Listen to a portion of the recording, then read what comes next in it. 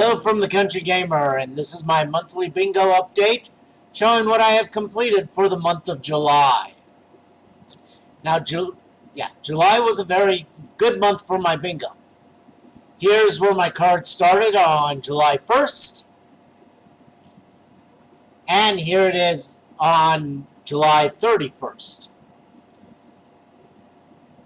As you can see, I was able to fill in 4 spots and have 4 spots remaining. So the first thing is break out a game or army you have not played in over a year. Play it and paint at least one new model for your force. I'm going to move this over here. You guys can't see what I'm doing, but I'm doing something. The miniature is a Reaper miniature. I don't remember its name right this moment. But she was added to my Outlaws of Sherwood, or whatever they're called, for Mordheim.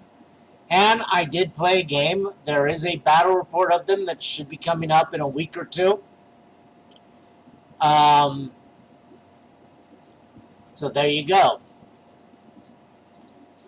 My second square that I was able to mark off was paint a monster, fantasy or sci-fi, any suitably monstrous creature. Well, if Hercules called it a monster, I'm going to call it a monster, so here is the Hydra. Another Reaper miniature, I used some airbrush pearl, they call it.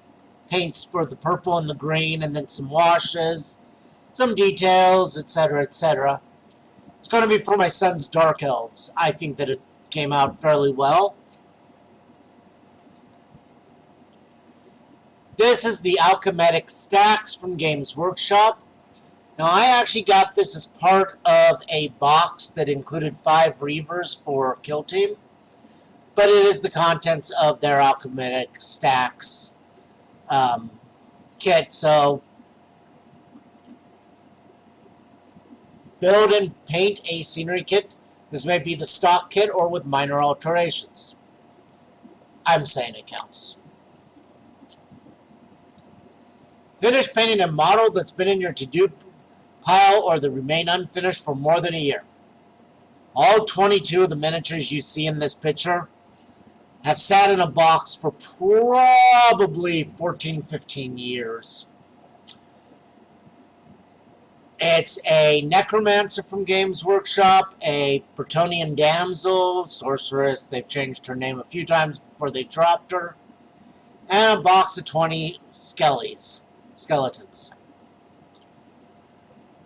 I will say that, like, for the skeletons, they were, well, all of them were majority done. But there were details left to finish up. The weapons on the 2 characters, well, the weapons on all of them. The shields, the helmets, that sort of thing. On the skeletons, it was mostly just bones and the bone bodies that were done, and they had just been done with a white rattle can and some chestnut ink, I think. Remember, 15 years ago, I have no real idea what was in it.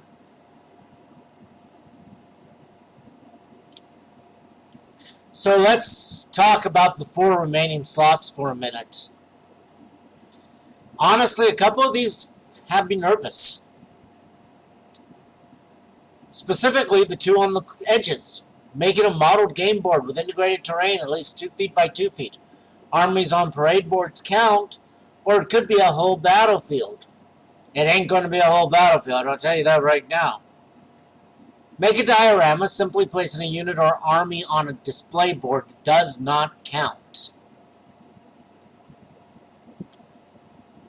I honestly don't know what I'm going to do. I have some grandiose ideas for those 2.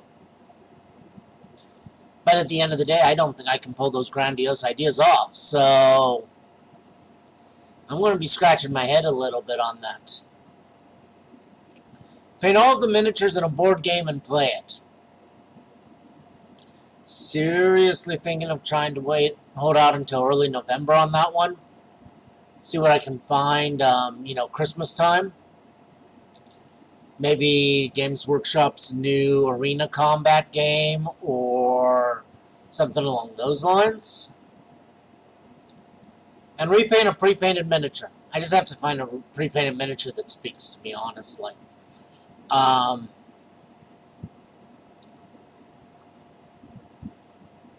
than that, I've of course got the middle square. Claim this space only if all of the finished models in your army are based to.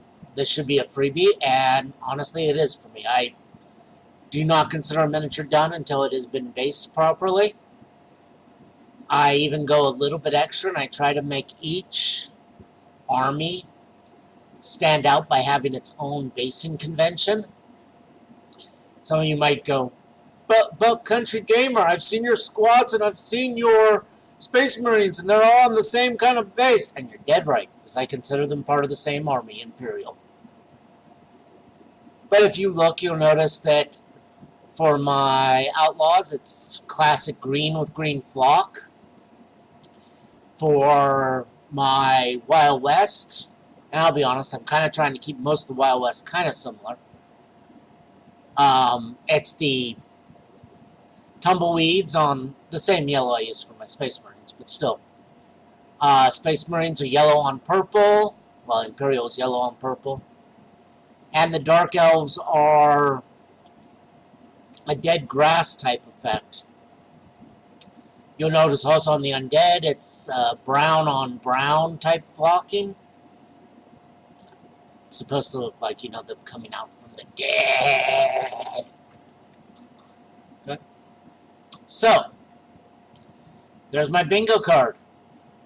4 spots, 5 months to go, and 2 slots that I'm a little nervous about. But we carry on. I hope you enjoy your gaming, everyone. Happy gaming.